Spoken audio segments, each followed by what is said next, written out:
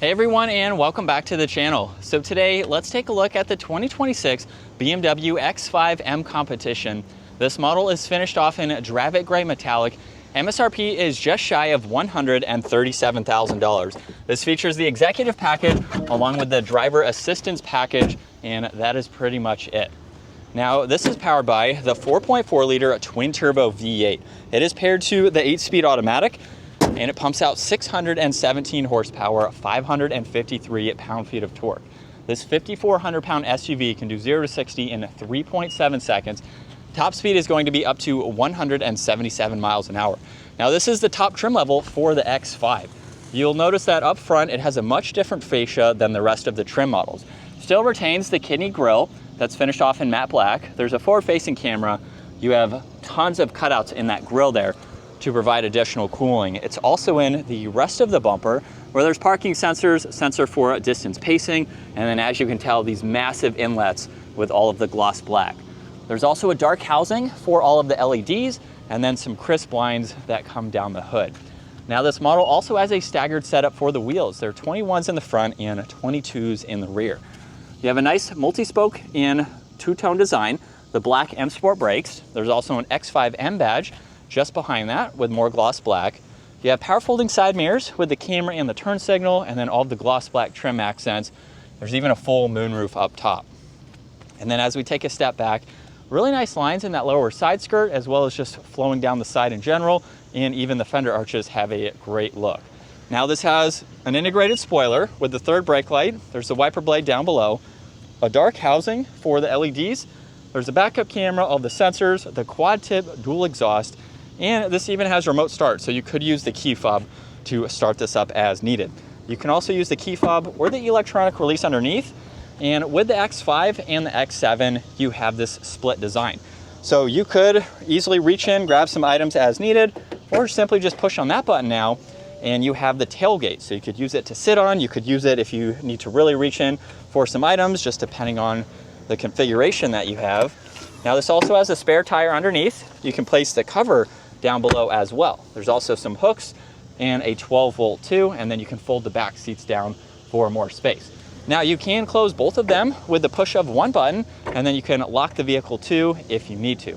Now, if you do lock the vehicle, there's no proximity door handle on the rear, but you can have a setting where you can just grab the front door handle from the outside and it will unlock from the back.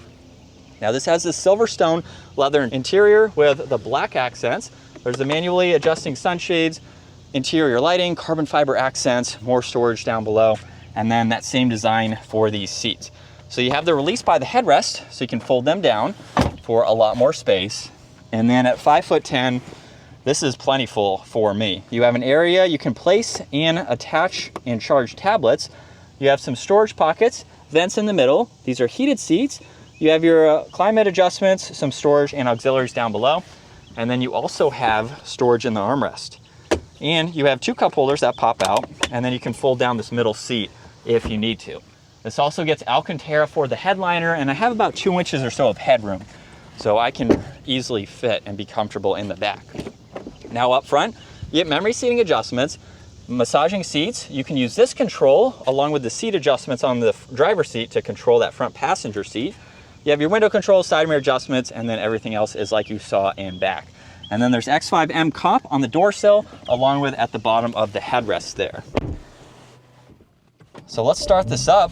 You get a leather steering wheel, massive carbon fiber paddle shifters.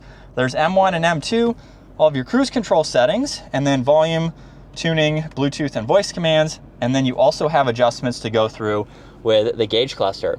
So there's some content that you can scroll through between daily driving and performance tech, just depending on what you would like to see. And then you can also get into your head-up display. So with that, you have a few different settings to scroll through depending on the information that you would like to view. Now, you do get storage on this left side. There's also headlight adjustments with one air vent.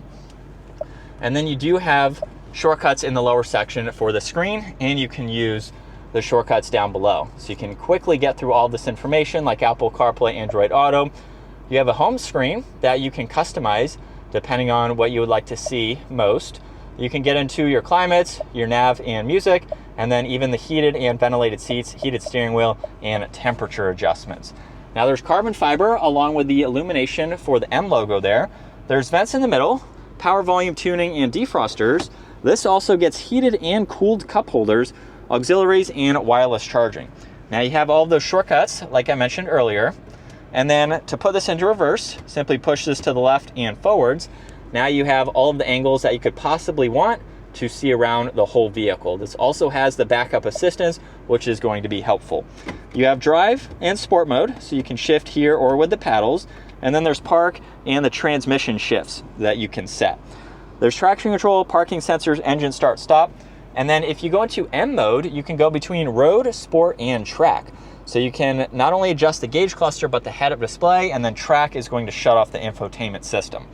Behind that, you have setup for M1 and M2. So this is how you can have these presets ready to go between efficient and sport plus. Push on a button and you are set. There's an exhaust note, auto hold, e-brake, and downhill assist. You have an auxiliary and the armrest, along with the locking glove box. And then garage door buttons up top, dome lights, and the control for both the sunroof and that sunshade. And then here's a look at visibility. You have a lot of glass surrounding you, so it's very easy to see. And we're still in Sport Plus second gear. Here we go.